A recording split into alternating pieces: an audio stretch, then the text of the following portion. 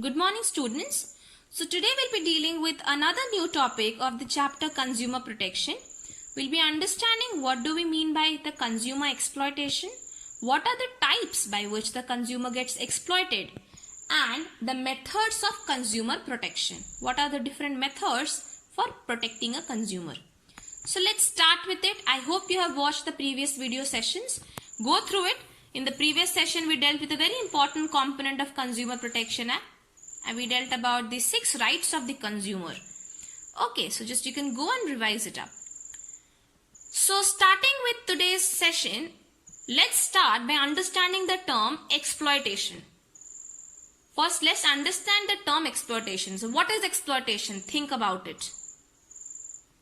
See, exploitation means when a person is being harmed, a person is being cheated. Very simple example. You might have seen numerous times in newspapers and TV. There are laborers who are working. And when they are working in the brick kilns, Ita Bhatta, just an example, it has been seen many times that the money paid to these laborers are very less as compared to the hours of work done by them. So, this is a form of exploitation. Getting my point? When they were told that if they are working 8 hours a day, they will be paid rupees 300. But they are working 10 hours a day, still they are paid 300. So is that an exploitation or not? Definitely, because they are being cheated, they are being harmed. Now let's understand from the perspective of consumer exploitation.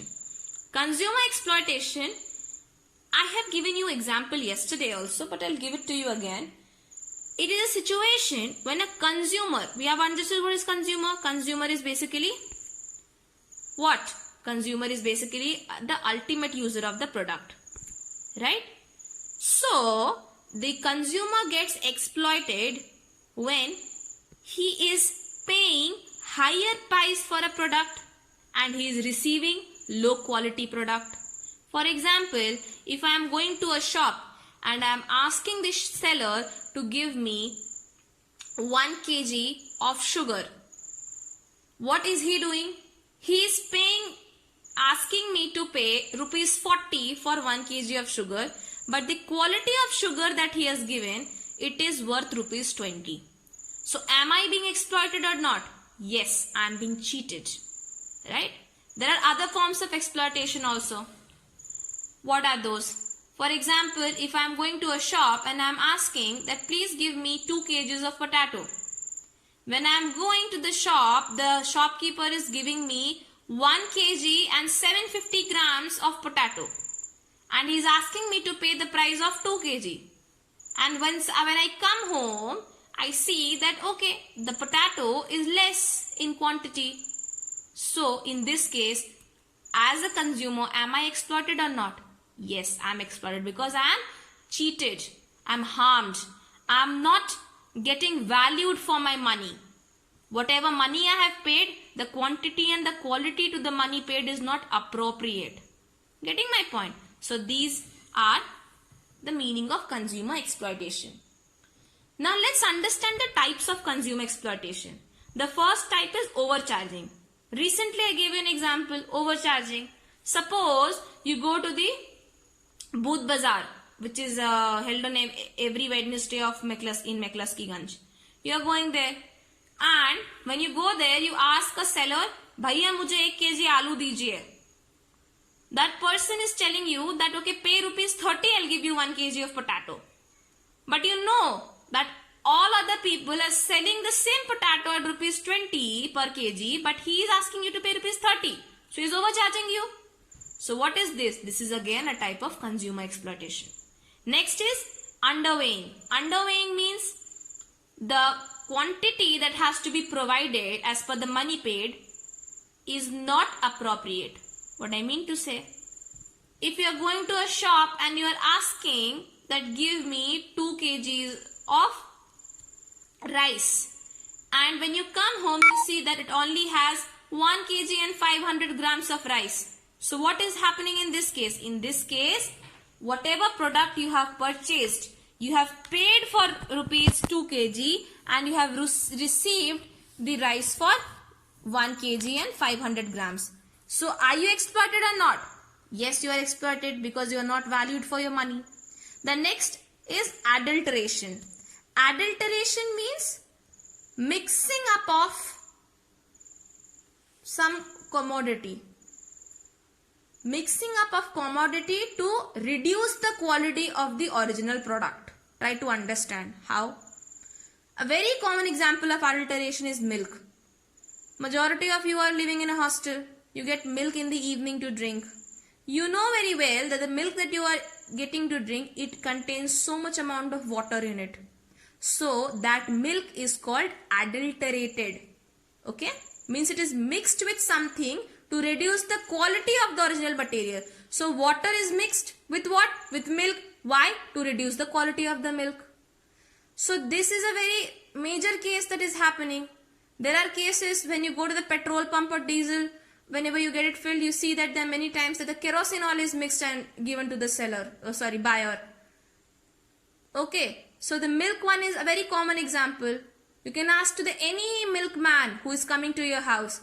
None of these people are giving you original milk. The original quality of the milk is no more. They are mixing some amount of water in it. So they are adulterating it. But you are paying the price for the original milk, the original quality of the milk. So as a consumer, are you exploited or not? Yes, you are exploited. Next is misleading in advertisement.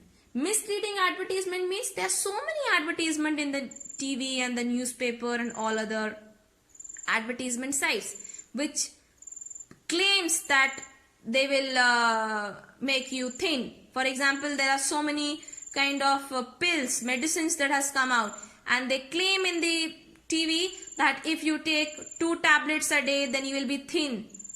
But all of these are misleading advertisement. There are so many people who have consumed these medicines, but there has been no effect. They have not become thin, they are fat only. So these are misleading advertisements. People have actually spent lots of money, they have consumed it, but there is no effect of it. So have the consumer been exploited or not? Yes, they have been exploited. Next is not informing consumers about adverse impact of the product. Adverse impact means negative impact. Let's understand with the example. I have given you yesterday the similar example. I am trying to relate it with it. Think that you go to a shop and you get a microwave oven. And you purchased it and the seller did not give you the necessary safety instruction. When you came home, being an unaware consumer, you plugged in the microwave oven and you saw that the microwave oven got heated and then it got destroyed. Okay? The microwave oven is not working in your home properly. Suddenly, when you go back to the next to the seller and say that, sir, this is the situation with my microwave oven. I purchased this microwave oven from your shop yesterday. What will be the shopkeeper telling? The shopkeeper people will tell, oh my God, I forgot to tell you, or I forgot to give you the safety instruction. I forgot to tell you that whenever you are using this microwave oven, there has to be a minimum amount of voltage. It cannot be run on inverter. Getting my point? So these are certain safety instructions. Every product have different safety instruction, and it is the duty of the seller to give it. But in case if the seller is not giving this instruction because the consumer is unaware of it and he is facing a loss out of it, so is this a consumer exploitation or not? Definitely it is a consumer exploitation because you are paying for it and you are not receiving all those services. Okay. So these are the types of the consumer exploitation. I hope you have understood this. Now we'll understand the methods of consumer protection. The first method of consumer protection is business self-regulation. Business self-regulation says that all the businessmen, all the sellers who are doing business, they should understand that the consumers are the God. And if the consumers will not purchase material from them, they will not be able to run their own family. They will not be able to earn profit. So it is very important that the businessman, although seller, maintains their ethical standards. Ethical means maintain their moral principles. Moral principle of not harming any person, not exploiting any consumer. Getting my point? So it is the responsibility of the businessman that he is not using any unfair trade practice. Unfair trade practice means any illegal or wrong way of buying or selling of goods. Okay. So the businessmen themselves are providing all the instructions to the consumer whenever they're purchasing. They're not selling any wrong item to the consumer. They're not selling any expired item which will harm the consumer. So what are these? These are business self-regulation to protect the consumer. The next is consumer self-help. Consumer self-help says that every consumer must be alert. Okay? He should educate himself. So I have told you when we were dealing in the first part of this chapter, Consumer Protection Act and its features, I have told you there are councils, consumer protection councils. These are people who make people aware about the Consumer Protection Act, about the rights of a consumer and the remedies of the consumer. So it is very much important that a consumer can protect himself or herself when he himself is aware of his rights. He himself is aware that there is a government mechanism running for the protection of the consumer. Okay? Awareness. Next is consumers association. It says that consumers should form voluntary association and these association will educate the other consumers. So we know in a country like India where illiteracy rate is so much, it is very much important that one educates the other, one gives awareness to other. So another way of protecting the consumer is consumer association. I have used the term voluntary association. Voluntary means free of cost. When a person is giving his services free of cost. Okay. And association means a group of people working for a similar motive. So it is a group of people who are working free of cost for a similar motive, that is providing awareness, giving education regarding the Consumer Protection Act to the consumers. Okay. The last method of consumer protection is government regulation. A very simple thing. You might have seen numerous times in television and newspaper. There is a tagline that is Jago Grahak Jago. Okay. So they're saying that wake up consumer, wake up. Know about your rights. Know about your remedies. Know about the consumer protection right. Okay. So the government regulation says that it is very important for each consumer to know about his rights, and once when he knows about his right, he will be able to fight with the exploitation that has happened with him. He will be able to ensure his protection. Okay, so these are the 4 methods of protecting a consumer. So today we have dealt with these points. Tomorrow we'll be dealing with the further part of this chapter. The homework for you is, please open the PDF. In the PDF of chapter of this Consumer Protection Act that has been shared to you on WhatsApp, you can open page number 43, and there are 3 questions. The first question of short answer question, that is question number 6. What is consumer exploitation? This is your homework. You can write it. I have explained you today in your own words. In the long answer question, the question for you is question number 2. Describe various methods of consumer protection. So these are the various methods of consumer protection. Please note, it is describe, not to name.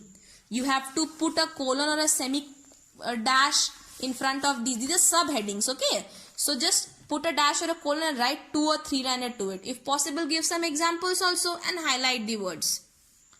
Next is question number 8 of the long answer question. That is, explain various types of consumer exploitation. The types of consumer exploitation we have dealt right now. Again, that is explain. So when you write overweighing, you have to say that the amount that you have paid to the seller for a product and the quantity of the product you are receiving, that is not equivalent. That is not equal. So you give an example again, like I have given you in overweighing, that you are paying for rupees 1 kg and you are receiving 750 grams of that product. So this is a type of consumer exploitation. Give practical examples. I have tried explaining it to you. Go through the book. It is a very simple topic. You'll get through it. So again, I'm repeating the homework. It is page number 43. In short answer question, you have to do question number 6. What is consumer exploitation? In long answer question, you have to do question number 2 and question number 8. Okay, so these are the 3 questions. Please do it, and we'll talk about the next lectures in the next session. Thank you.